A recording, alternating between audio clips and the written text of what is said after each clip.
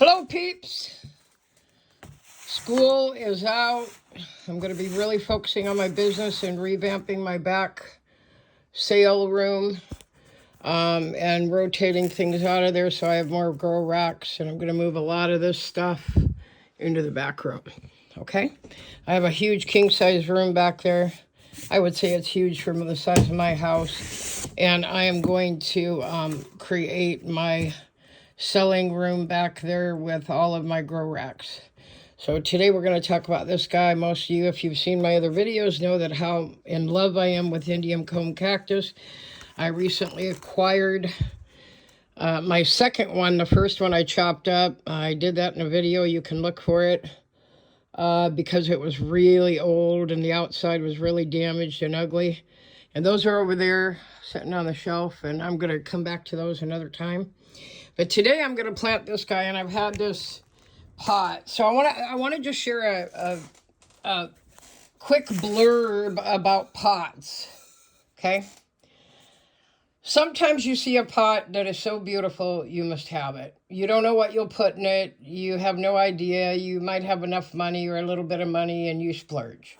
And I splurged on this one. I believe it was like, the price is on it, $22.99, which I thought was incredible for the size of pot it is. I bought it at my favorite nursery in Olympia, Washington. And the outside is, of course, it's painted and shellacked, and so it's not going to breathe like a normal terracotta, but the inside is stone. So it will absorb a lot of the water away from the plant and the soil. My soil is kind of wet today. It's raining, as my mother used to say, like a cow pissing on a flat rock outside. It's raining so hard I was in the rain for like 2 seconds, and my head is completely soaked. But I had to go out because I had to have a bag of soil in order to do planting all day. I'm getting behind on incoming plants, and I have another, I'm going to say another 100 to 150 coming in the next 2 weeks. So I've got a ton of work to do, including getting all my racks where I need them to go. All right, so I've got the pot. The pot's big enough. Just so you know, when you have a really, really heavy cactus, the pot should be at least a half to a third the height of the cacti. This one is in between that. The cactus is a little bit more than half as tall, but not all of it's going to go all the way to the bottom. It's going to be sitting up to about right there.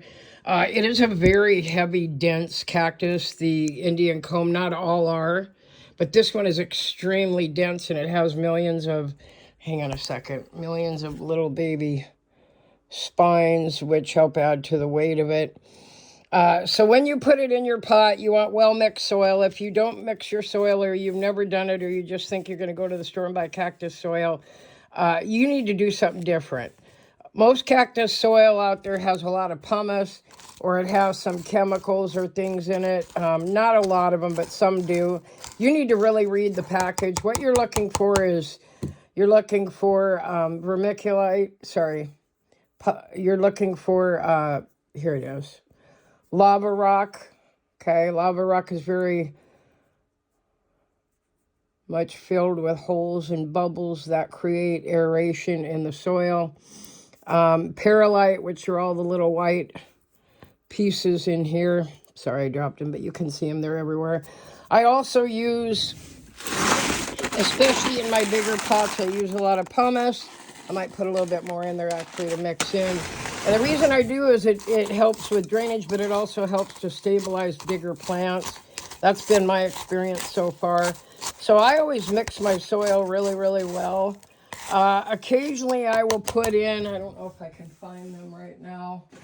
Occasionally I will put in a few drops of fertilizer. Very, very little, like a couple of pebbles. I can't find them right now. Sorry, I can't find them right now.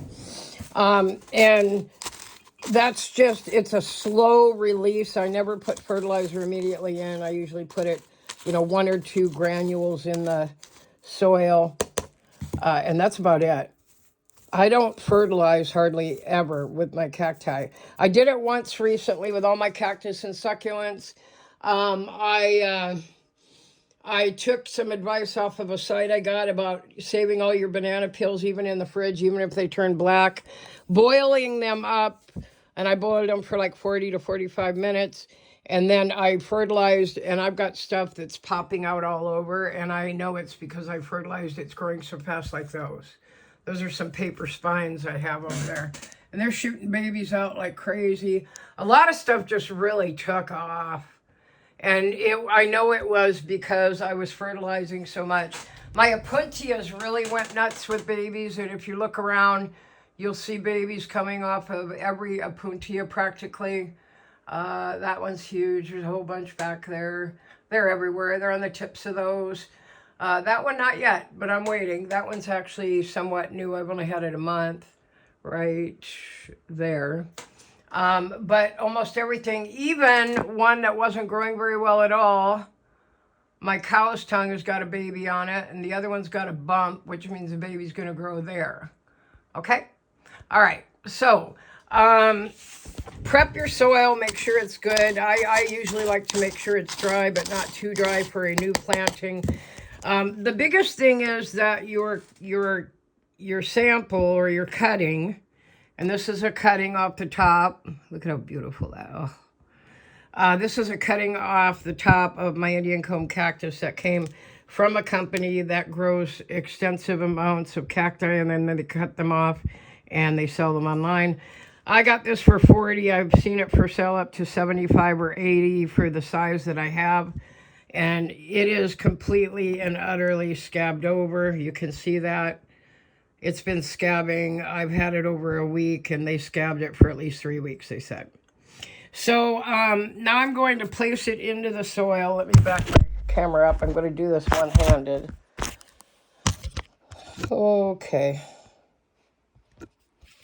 Let's see. There we go.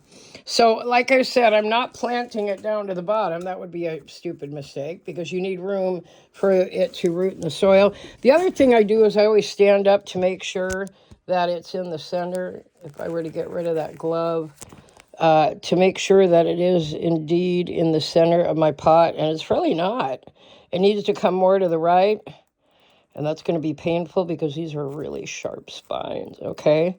So there we go. Now it looks more to the right. I'm going to come back just a little bit. I'm really particular about centrally planting my plants for obvious reasons. But you see how there's less space there and more there? Okay, so hang on. I got to put this down for a second. I'm going to make a little more space to the right. And I'm going to move it over just a little bit. So now it looks a lot more evenly spaced. That direction and that direction. It is centered. Okay, sorry I have to keep putting the phone down. This is really sharp. So there it is. I'm going to take my glove. Hang on a minute. I've got to grab the glove to show you. I'm going to take my glove, and it's not going to hurt it. I'm actually going to move it back and forth a little bit. The bottom, when it was cut on this one, was not perfectly straight. They're not always perfectly straight. You do the best you can. Okay, that one's going to fall over. Okay, so I got to grab my soil. I better do that first. Hang on just a minute.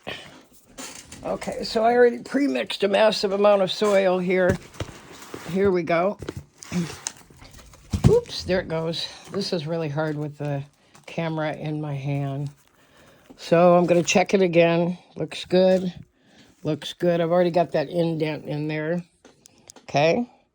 And so now I'm going to add some soil, but first I'm going to tap my pot, because if I tap my pot, the soil that's already in it is going to fall towards the center.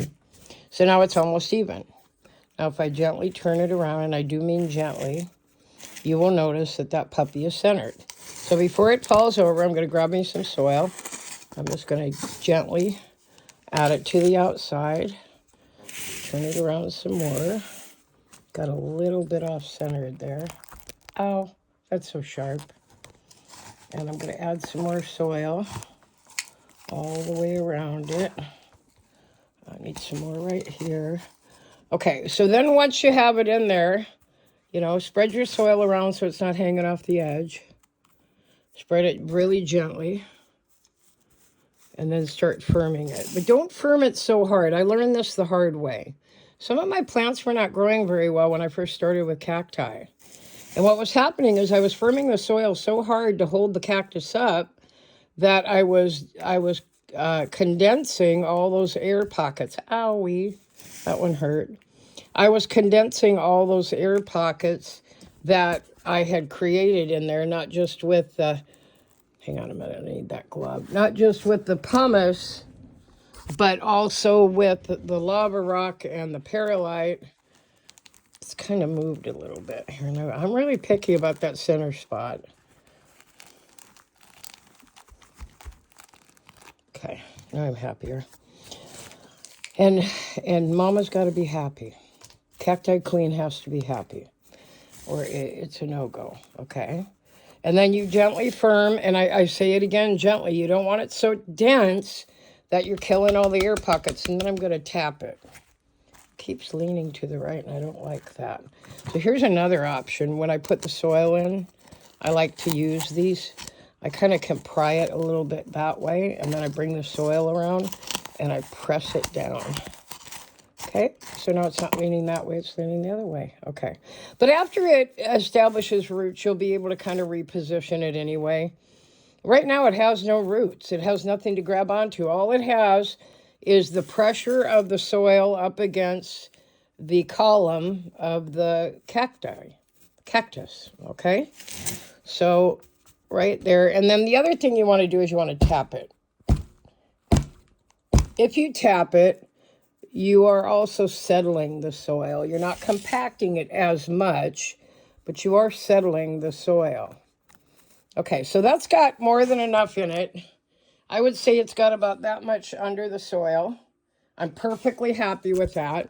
And there's one thing you need to know. However deep you plant it, it will begin to change color, and there will always be a mark where it was under the soil, and then the green where it starts, where it was above the soil. So never plant it deeper, thinking later on you'll lift it up in the next pot, because you're going to have that mark.